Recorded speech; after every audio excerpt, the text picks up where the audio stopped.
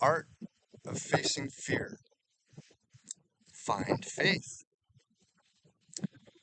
The Old Norse winter nights be upon us, heralding a widely celebrated time around Mother Earth, typically observed in the Northern Hemisphere on October 31st and on May 1st in the Southern Hemisphere, although the actual calculated date officially occurs when our venerable sun is at 15 degrees of Scorpio, which just so happens to happen around early November, contemporarily speaking, otherwise wisely known as Samheng, whose true meaning has all but been lost, even to the Scandinavians of today. For though it has much in common with Hallows Eve and Mexico's Day of the Dead, Dias de los Muertos, it's not as morbid. Rather, the most distilled meaning of it should be translated as connection, for it being one of 8 sacred sabbats observed by the Vikings of yore, or the first in 4 cross-quarter days, which just so happens to be very midpoint between autumnal's equinox and winter's solstice, corresponding to the first day of winter, of course, and the third harvest. This special time is, in fact, a several days event, transitioning between fall and winter. Oh, so much has been lost. Yet, rest assured, I'm doing all I can to retrieve as much as can while still can. On a practical or physical level, this is when our ancestors, not to mention many other cultures to this day, decide and or decided which animals to keep and which to slaughter, discerning what of the harvest's yield should be stored for the colder, darker season imminently ahead, and what of it must be gleaned and held in reserve for planting and breeding come next spring in order to ensure, sustain, and maintain life, livelihood, and homestead, aka why they call it the third harvest. On an ethereal or spiritual level, this is when endings and uncertainties creep up as the limited light of longer nights presses in, naturally, likewise inviting the dark influences to join in the process as well, organically too, of course. However, the Old Norse traditions never considered this an evil nor bad time. Rather, it was a period of opportunity for communities to honor the elements and elementals themselves, elves, fairies, spirits, sprites, etc., in order to get in and or on their good graces inside and hopefully receive assistance from one's very ancestors, as well as dearly beloved Mother Nature's spirits themselves, helping one and all, concerned and involved, as in the whole community pulling together and making connections, so to sociologically speak, in order to better withstand the and or a potentially harsh winter ahead, after fall's departure, of course, which of course entailed sacrifice, albeit in the form of offering portions of mead and or cooked meals to them. The apt and literal association of this period being standing and or stationing self on the cusp or transition zone whereupon the spirit realm and material plane meet as a sentinel of order. So be steadfast and unflinching, especially here and now, for these next 2 lunar weeks of HAGL from 1029 to 1113 can accordingly be translated as hail, ironically itself a frozen state between states, representing but the first of a trio of back-to-back challenging bye-weeks or half-month periods to follow. And seeing as these next 2 weeks into the beginning of the year's ending season is about being between or betwixt, it's also very apropos to consider it a most conducive time for entertaining and or enlivening thoughts of grander, yea, loftier plans still than before. For after the thaw, of course, you know, post-hibernation and or incubation preparation. Meanwhile, we are shifting from the formative manifesting currents of August, September, and October, culminating on a high, joyful note, as in Hunjo, and into a rough welcome or introduction into the second set or middle of 3 sessions, each comprised of a series of 8 bi-weeks or lunar half-month periods from November through to mid-February. And the overarching theme of which is no less than that of the hero's or heroine's journey. To be sure, where and when one must move with life experiences unabashedly. And though there be trials and tribulations, one needs to think things through too, whilst retaining some semblance or a sense of one's divine origin, if possible.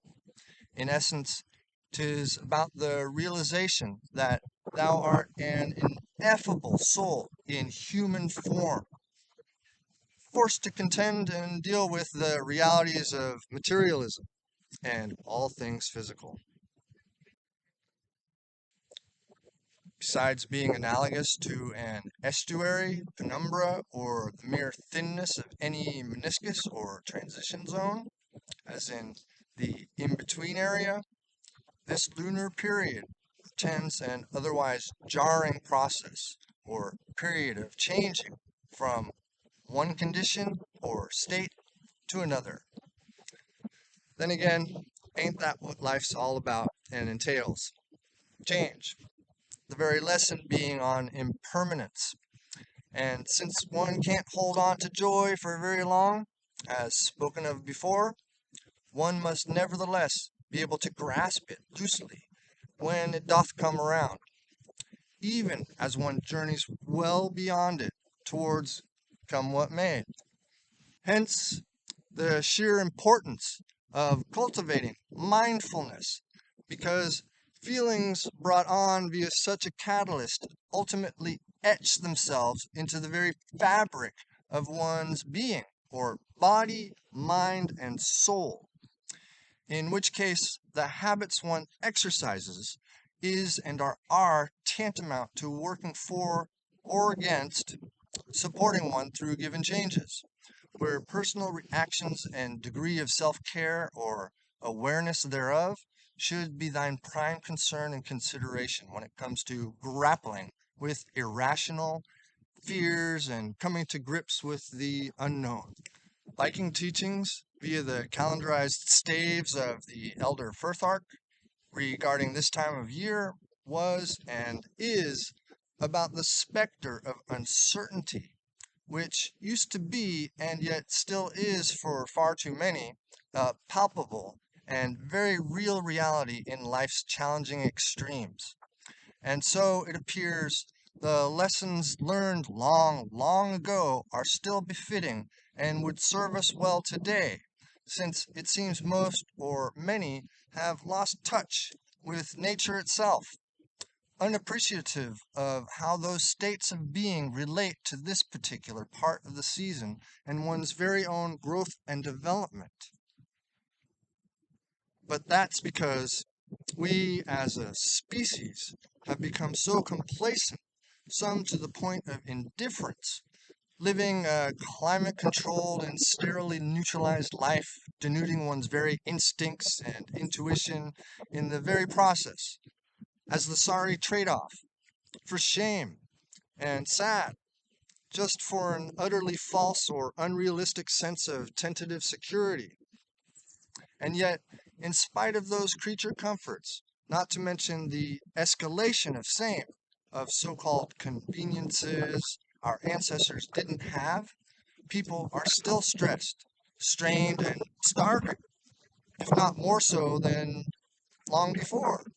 So it's no wonder this colder, darker part of the year manifests a spectrum of clinically recognizable stress responses, even though your worries are not as genuinely dire as our forebears were used to.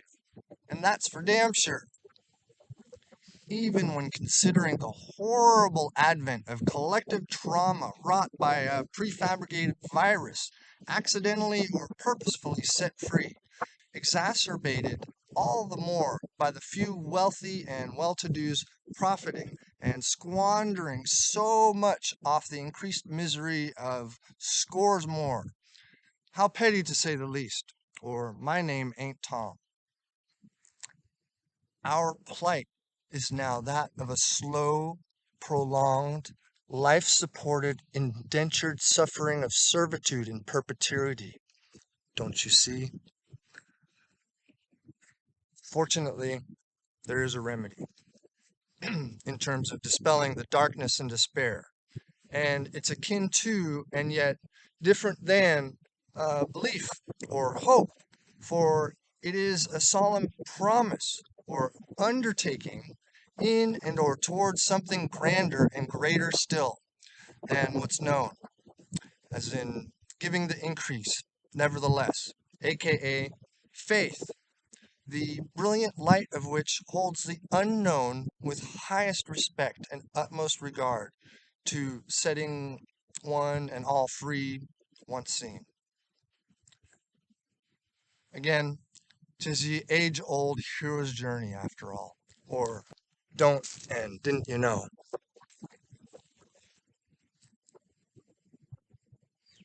Such is the focus and snippet of the human plight in terms of this particular lunar bye-week, as in coming to terms with that which one doesn't know, though simple enough to accomplish via exploration of, research in, and or straight up venturing out in search of same.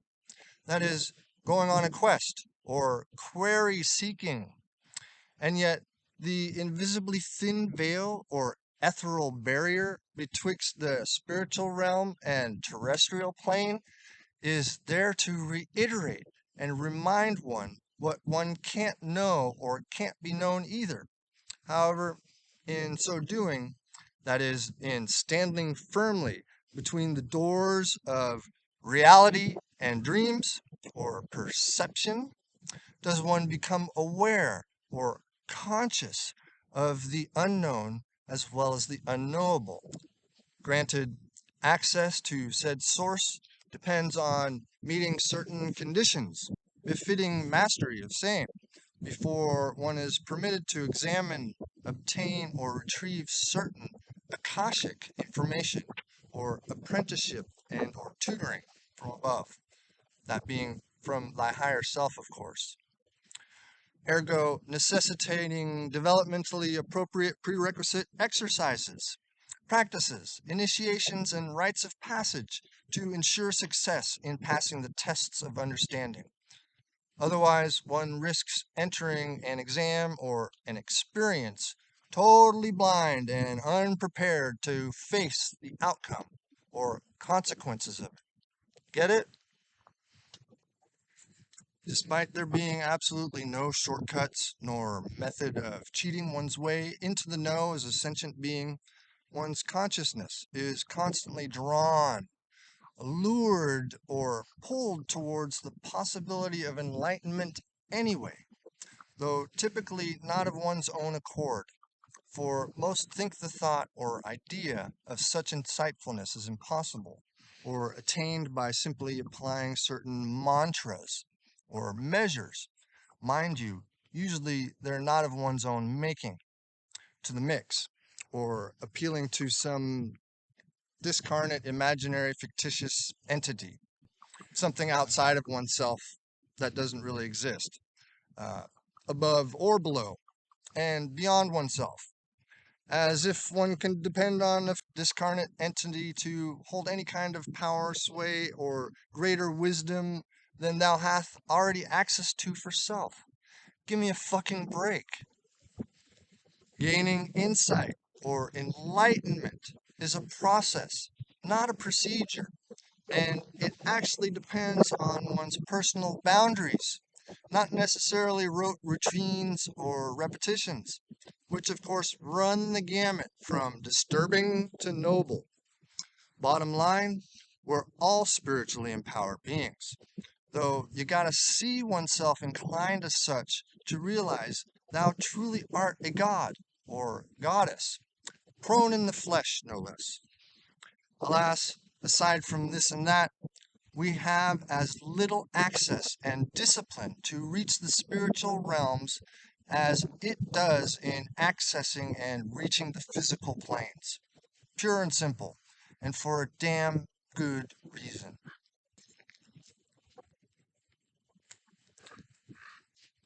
For the sole role of spirits, elementals to deities alike, is to keep their charges in balance, harmony, and order with all of the rest, maintaining emotional detachment whilst remaining objective wards of same. Whereas humanity's role, in the grand scheme of things, is to discover and explore via experiences in order to truly develop and grow, which can or may only happen through charity and or avarice, fortitude and or envy, faith and or gluttony, hope and or lust, justice and or pride, prudence and or sloth, and temperance and or wrath. Ultimately, everything but detachment, for that's just wrong and doesn't work at all. Sadly, 'tis equivalent to checking out. And though the boundary between both the ethereal realms and material planes are as prefaced at the beginning, separated by an imperceptibly minuscule meniscus or transition zone, were spirits to enter the affairs of form and gain emotion, disruption of balance and harmony would ensue, aka possession. Were humans, on the other hand, or other terrestrial, thalassic, or airborne entity, etc., to become privy to the plots and schemes of spirits, the resultant emotional and mental crisis would damage or weaken one's ability to discover, experience, and explore form. When a polarity breaches or bypasses its legitimate claim and position, status, or birthright, that part or parcel ceases to sustain its original function and hence goes haywire or insane. And if neither side held to its own proper place or space, thus obscuring the roles and rules of engagement with dearly beloved Mother Nature's laws, chaos would no longer be a theory. And ye old Norse powers that be acknowledged, identified, and reconciled this and that conundrum by staying in reality for tentative time being, bringing forth purpose to the fore, the inspiration of which comes from one's insides, of course. And in that is the focus of these next 2 lunar weeks. Quite the feat and leap of faith indeed, trusting, not just because you know things our ancestors weren't sure of, like knowing the sun will rise and shine again tomorrow as it does without fail, and always has, but that one will likewise continue to develop, grow, flourish, and prosper well beyond one's present awareness and or understanding at a rate that is most conducive to health, wealth, safety, and sanity. And this particular period of initiation, or rite of passage, requires facing one's fears in regards to the dark, difficult, rough, and tough times in one's life. For only in facing those woes does one find the light in that which has been given or transpired in order to illuminate one's way all the better. What is Enlightenment 101, Alex? Since this be the natural time of metaphorical death and hibernation or incubation, it behooves one to heed these archaic teachings accordingly by creating one's own ritual or arrangement in observance of same. Certainly not someone else's construct. Get creative with your intuition. In the end, the wisdom of winter can't be bypassed nor turned around. The experience is unavoidable. Resistance here is futile. Embrace the unknown. There is much wisdom in the between, so go with the flow or make your own. Howl